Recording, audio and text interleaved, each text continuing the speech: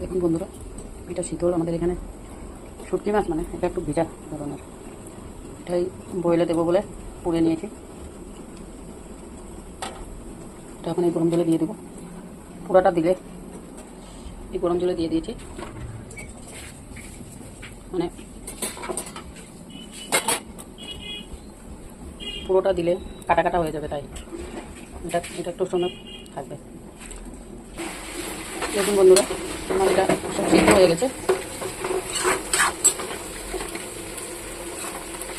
এখন আমি দিয়ে দেবো এখানে যে শীতল জ্বালিয়ে একটু গরম জলে দিয়ে রেখেছিলাম, ওই জলটা দিয়ে দেবো।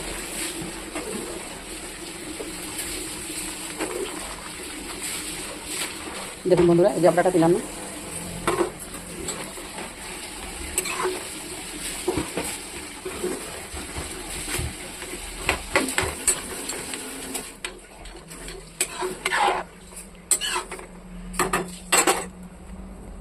রেডি হয়ে গেছে আমার এটা।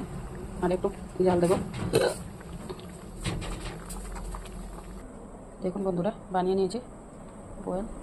কীরকম হয়েছে দেখতে কমেন্ট করবেন। ভালো লাগলে লাইক করবেন, শেয়ার করবেন, সাবস্ক্রাইব করবেন।